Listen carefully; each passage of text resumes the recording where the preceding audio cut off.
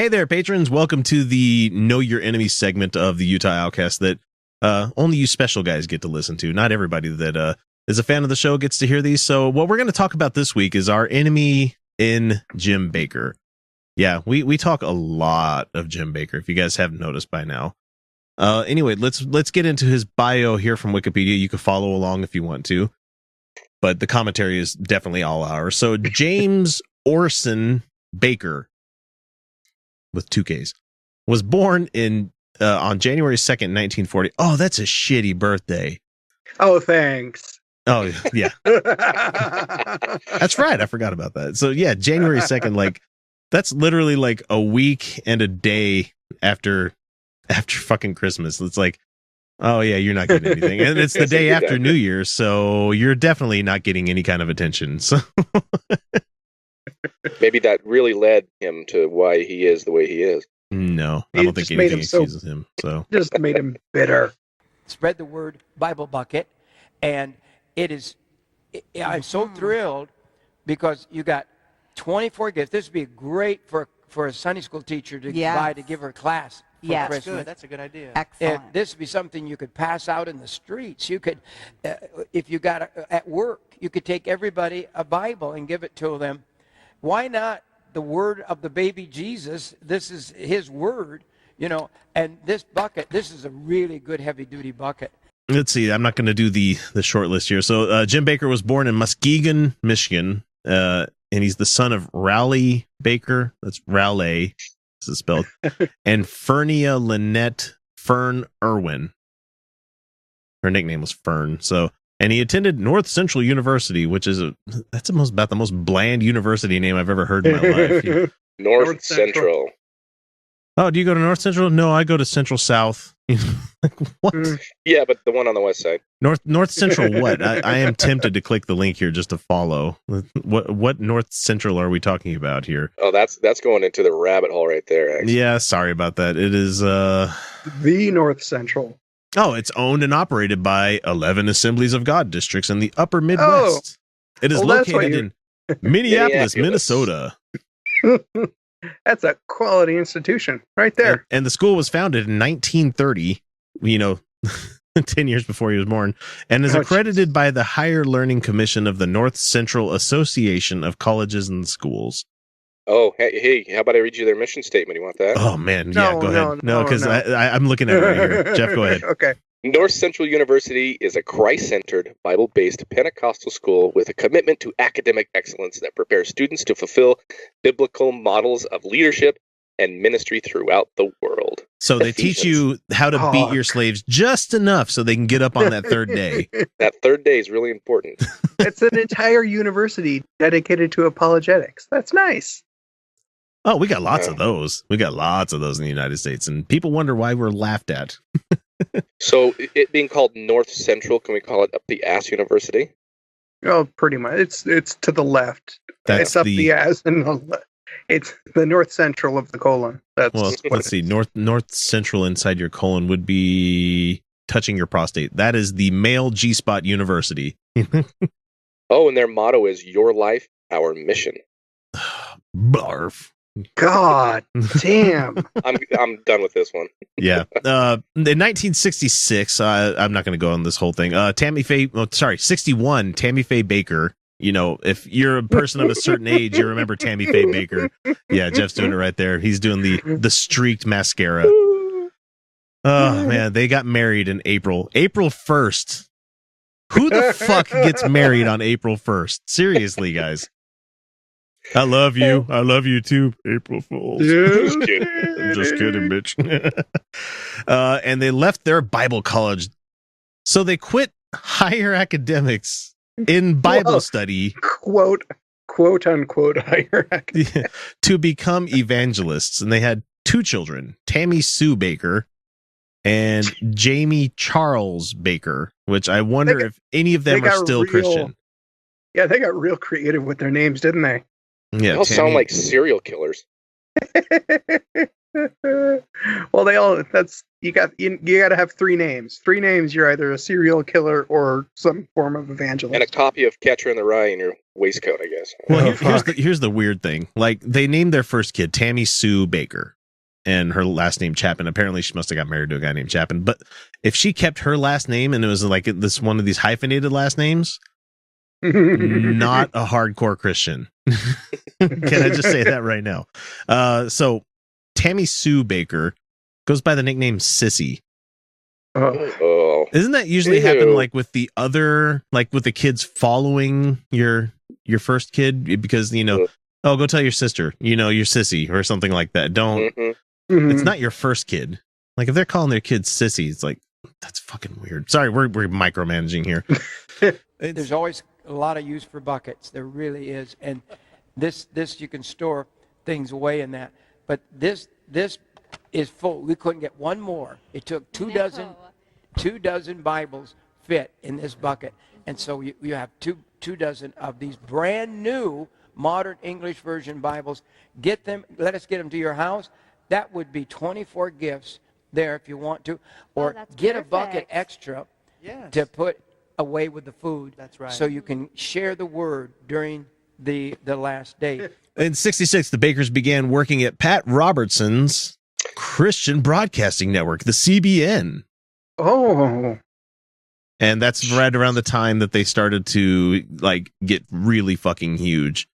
So they had a variety show format, and they helped make the 700 Club one of the longest running and most successful television programs. Disgusting. Not something to be proud of. Televangelism programs, not television programs. The Jim and Tammy Show was broadcast for years from their Portsmouth, Virginia studio and aimed at young children. Fuck you. And then they left for California in the 1970s. So I'm going to move along here a little bit. Nobody wants to know everything that's going on. In the 80s, Bakker had built the Heritage USA in Fort Mill, South Carolina, the then the third most successful theme park in the United States. Third most successful. What? Yeah. Bible Land. Heritage USA. Let's take a look at this fucking theme park real quick, because if I remember this, it says was a theme park because it's not currently. Christian theme park, water park, and residential complex. It was open for 11 years. Wow. Every day's a holiday at Heritage USA. It's terrible. Wow, I did not know that about Jim Bakker, that he had his own fucking theme park. Well, it's like Fletch too, huh? Fletch Lives. There's so many people that reference is just going to go right over their damn head. Yeah, they better damn well look that one up. God, were it to be the third most successful, how many theme parks does this country have? Yeah, that'd have to be. I would think Lagoon would be a pretty successful one. Lagoon's there's the amusement parks, Six Flags, Lagoon, and theme parks. Disneyland's a theme park. So maybe I wonder if they're glomming them together. Yeah. Like all of the parks underneath one banner, so you'd have like Six Flags, but this is back when like they were everywhere. So we're also getting really fucking blueberried. God damn it. Okay, I'm Googling this shit. Yeah. So, how many theme parks are in the U.S.? It's going to say 3. So people were giving him shit about using mass media to reach people, but Jim Bakker responded to inquiries by likening his use of television to Jesus's use of amphitheater at the time. I believe that if Jesus were on TV or were alive today, he would be on television. Blessed are the cheese makers, huh? Yeah. Oi, stop that big nose. Oh, my fucking big nose one more time. Or he goes to scratch and she's like, don't pick your nose. I wasn't picking my nose. I was scratching it. Punch him in the face. God damn it. Now I gotta watch that. Yeah, another reference, people. Go watch Life of Brian if you haven't. If you're an atheist and you haven't watched Life of Brian yet, what are you doing? Yeah, you're doing it. My son asked me if he could watch it the other day, and I said, absolutely. I want to watch it with you. Always look on the bright side of life. Yeah, you have to whistle. Let's see. The scandals. That's what we want to get to. We just know that Jim Bakker is just, man, he's just an asshole.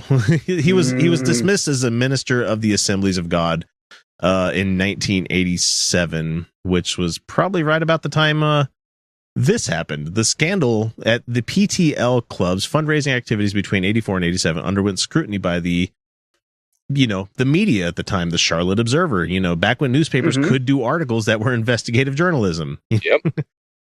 Eventually, these led to criminal charges against Jim Bakker. And from 84 to 87, Bakker and his PTL associates sold $1,000 lifetime memberships, which entitled buyers to a 3-night stay annually at a luxury hotel at Heritage USA.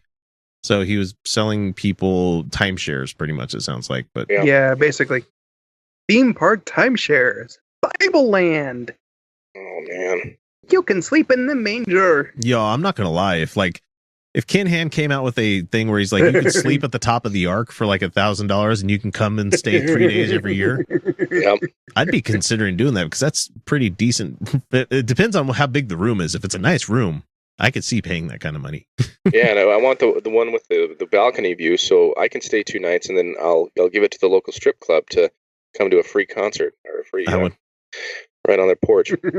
As long as like when I take a dump, it goes down to the crowd below to show them how bad it really would have been if there was a boat that had that much fecal material in it. But then the perpetual motion machine of the poop scooper, doesn't that just take it outside? Stupid thing. Yeah, like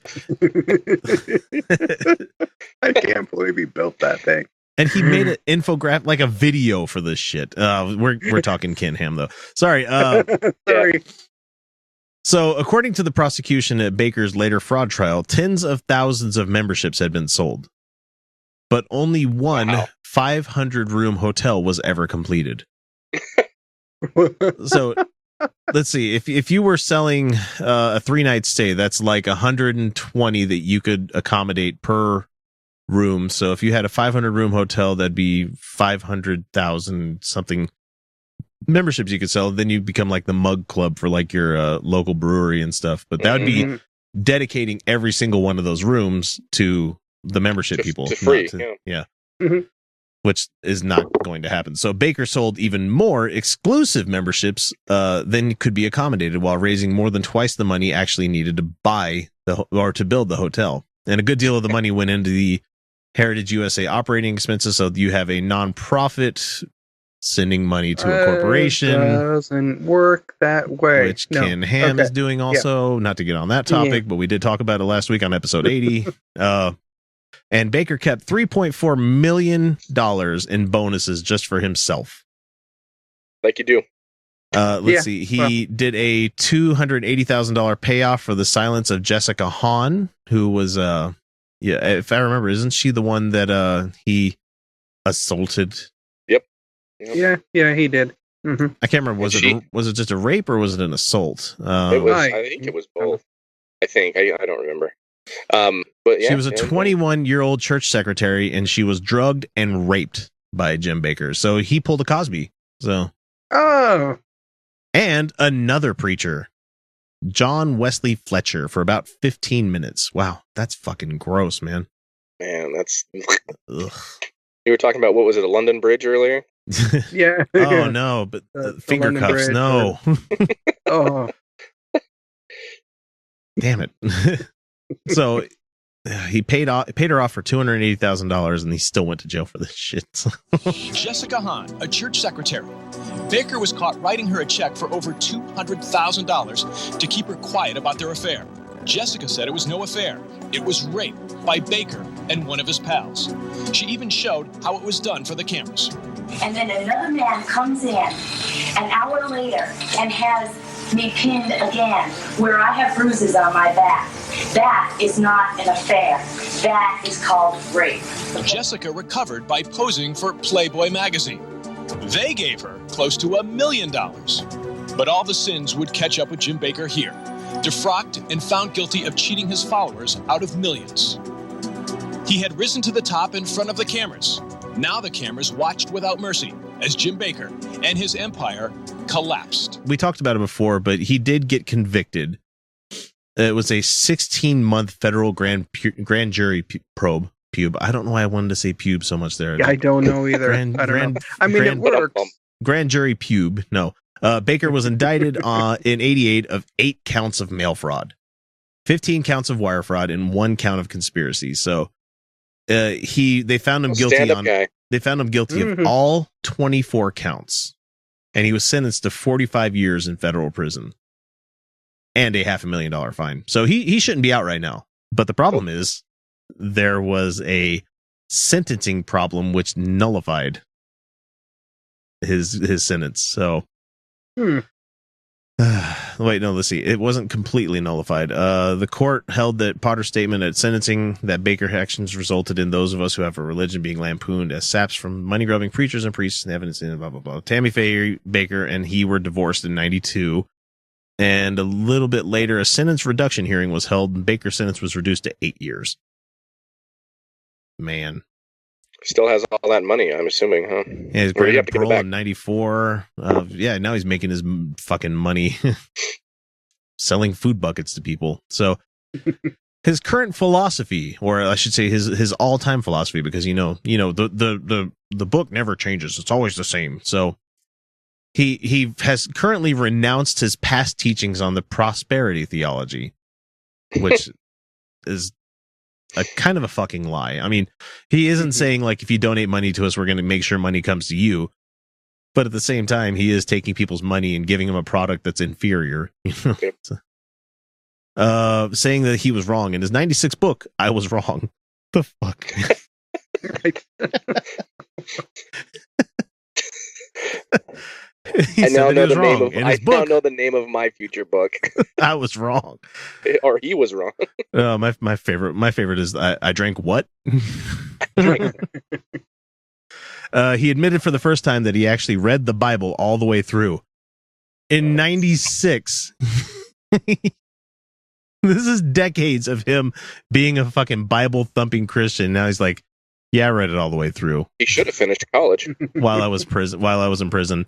And it made him realize that he had taken certain passages out of context, passages which he had used as proof text to back up his prosperity teachings. He wrote, "The more I studied the Bible, however, I had to admit that the prosperity message did not line up with the tenor of the scripture. My heart was crushed to think that I had led so many people astray. I was appalled that I could have been so wrong.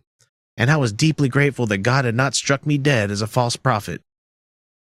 So is that the reset button? He can start over again? Yeah, apparently he can just go back to doing all this other bullshit that... Good for the gander. Now we can know forever and always who his current wife is, Lori Beth Graham, a former televangelist. They married 50 days after they met, so they're like on par with like Mormons getting married there, man. It's pretty impressive actually. And he released another book that same year, and the title of this one was Prosperity and the Coming Apocalypse. So, did he return? He apologized about the prosperity theology, and the next book is about the prosperity theology. If you have food and the gangs know it, they will come for it. Oh, yeah. Other people, your neighbors, your sweet, sweet neighbors, don't tell them you got food unless they're part of the team that's your little group of people that you trust. As long as they're being fed, they probably won't turn on you. But, the Bible says they're going to eat their arms.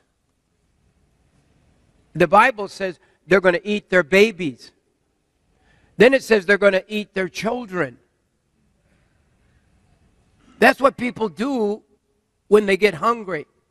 So Jim Bakker's this really fool because he's telling you to store food. He has a son by the name of Jay, who the one we were talking about earlier, who's now a minister at Revolution Church in Minneapolis. Whatever. I don't give a fuck about his kids. In 2003, Bakker began broadcasting daily the Jim Bakker Show at Studio City Cafe in Branson, Missouri. Daily? Daily. Day? God damn it. I know, he's putting us to shame, man. Branson, Missouri, though. Wait, that's where Yakov Smirnoff fucking does his show, too. Google that name, kids. Yeah, we're taking you down the fucking rabbit hole here. He's been on At Midnight recently, and he's awesome. Everybody look that up, too. He's hilarious. He's always been funny to me, but... let's see. This show is carried on Dish and Direct TV satellite networks because they'll take anybody. I'm gonna have to look it up now. the current show has the show currently has a millennial survivalist focus. Oh, Plus the buckets. Yep. Yeah, He and his wife that's Lori buckets. have since adopted and or taken in 5 children from the Phoenix inner city neighborhoods Lori once frequented as a part of the Master's Commission. How much do you want to bet in like 20 years we're going to hear about sexual abuse? oh, I'm Yeah, sure how does we he will. get? How does he adopt children with a history of criminal activity, especially sexual crimes? Because he's a Christian. It just doesn't make any sense. I don't know. It's probably on. I don't know. I got It's in my kids to the Missouri, Jim isn't it? Baker Adoption Agency. Let's see. I'm sure it has something to do with just being in Missouri. Yeah. It says here that several sources have reported that Baker still owes the IRS about $6 million. And so because of that, all of the property of the development that's around the studio that he has is owned by the associates of Baker rather than by Baker himself. Oh, So gotcha. he's just dodging it by letting So he's everybody tap else. dancing around Yeah. tap dancing around his own fucking debts. I don't So, have any Fucking- holdings. God, man. a shit. You're taking care Mhm. of your family. You can stack them in your garage. You can Yeah. put them in the basement. You can put them under your bed. Yeah, I mean, in your there's- closets, anywhere that you have figure space out- for it. Get creative and start Yeah. stacking these in your home, keeping this food in your home accessible to you and your family. One of the things we've done around here, we stick them under coffee tables and Mhm. end tables. You just stack them up and then put a cloth over them, Yeah. or get a piece of cardboard or a piece of plywood, Mhm. and you make a top, and then you just stack this food. You could have your whole living room with end tables and coffee tables made out of food buckets. Just do it. So yeah, that's Jim Baker for you guys, and you'll see some clips in throughout, and I'll save a good one for the end here. But that's all you're going to get from us for this week.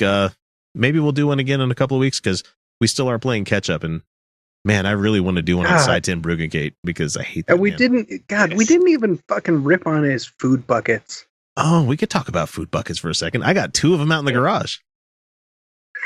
Wait, are they You, Jim Baker did you food really buckets? get some?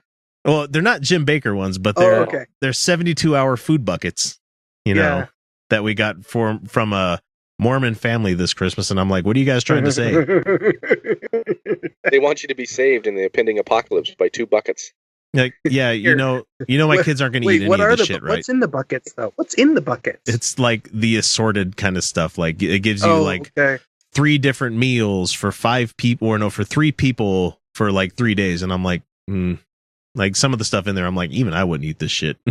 It's I think those were on like a huge sale at Costco during Oh, Christmas. that's exactly where they Oh, got it from sure. then, because they do a Yeah. lot of Costco purchases. So Yeah. Look, it's a bucket. I remember It's full of seeing those thinking- freeze-dried food.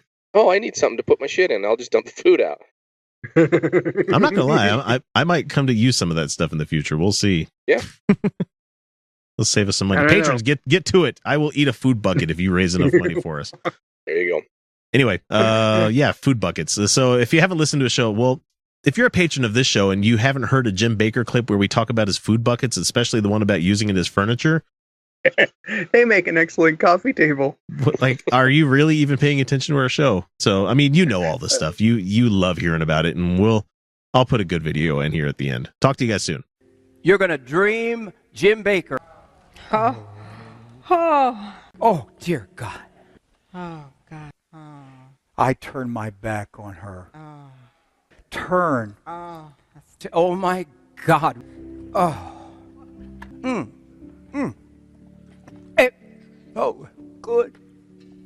Oh, my God. Wow. Yeah. Wow. Wow. You get to that point. Okay, that's where we're at. Boy. That's where we're at. Whoa. And every time we get paddled, we just say, I'm still not going to behave. I'm still not going to listen. My God. We've become a rebellious brat to God. Oh. We've stiffened our neck and we've said, I dare you to punish me. Wow. Oh. That's so good. Yes. Wow. Kids. Oh, yeah. Fools. Oh. I believe it.